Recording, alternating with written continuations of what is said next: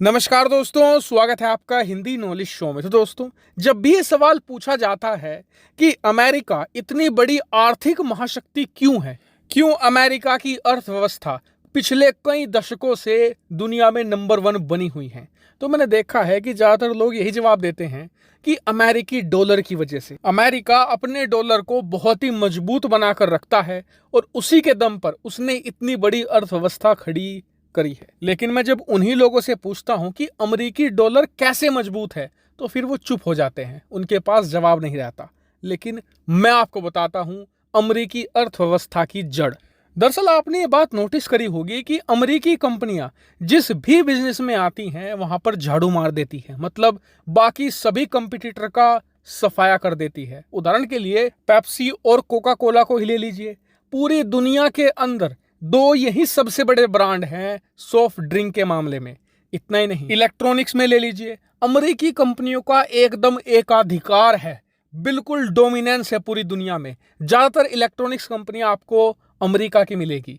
इतना ही नहीं, खाने पीने की चीजों में ही देख लीजिए आप, बर्गर पिज्जा के जितने भी आपको बड़ी फ्रेंचाइजी मिलेगी, डोमिनोज, मैकडोनाल्ड, ये सारी की सारी अमेरिकी हैं। और एक और खास बात, जहां पर अमेरिकी कंपनियों को टक्कर मिलती है तो ये अपने ओपोनेंट को ही खरीद लेते हैं। जैसे कि भारत में फ्लिपकार्ट और अमेजोन थी, अमेजोन को फ्लिपकार्ट टक्कर दे रही थी, लेकिन एक और अमेरिकी कंपनी वॉलमार्ट आई और उसने फ्लिपकार्ट को खरीद लिया।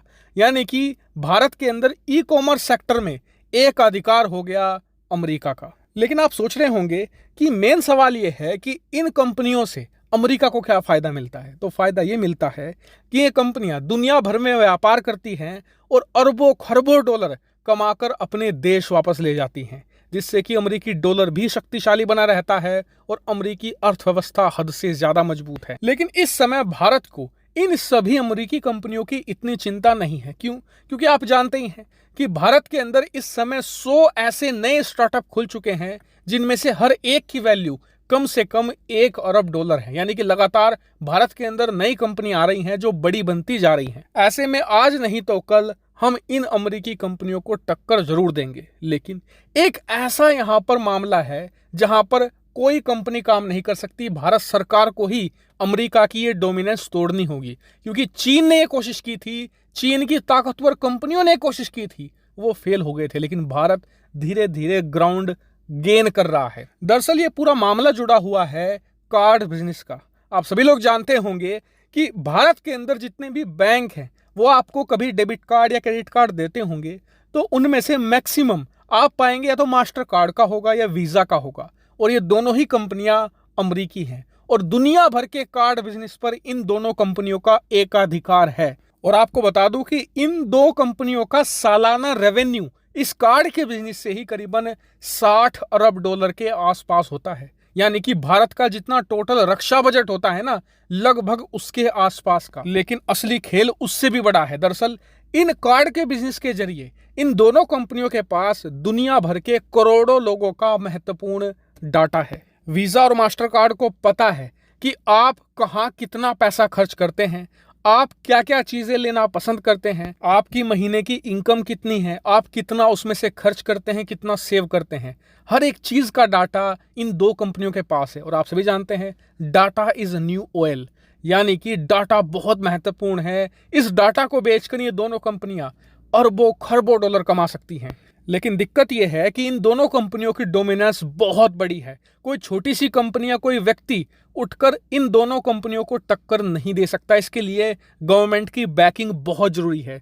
और भारत की भी इस बिजनेस पर काफी लंबे समय से निगाह थी और इसीलिए सरकार ने पिछले 1 साल से रुपे कार्ड को बहुत ही एग्रेसिवली प्रमोट करना शुरू कर दिया। और आज की तारीख में भारत के अंदर जितने भी डेबिट कार्ड इशू किए जा रहे हैं उनमें से ज्यादातर रुपे कार्ड है। यानी कि भारत के अंदर तेजी से रुपे कार्ड फैल रहा है।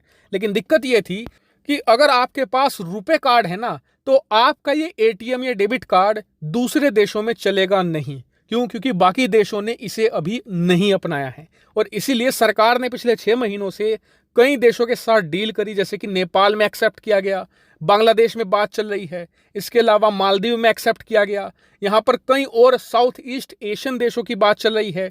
यूएई ने सबसे महत्वपूर्ण, यूएई ने एक्सेप्ट किया, क्योंकि भारत के बहुत सारे लोग दुबई जाते हैं।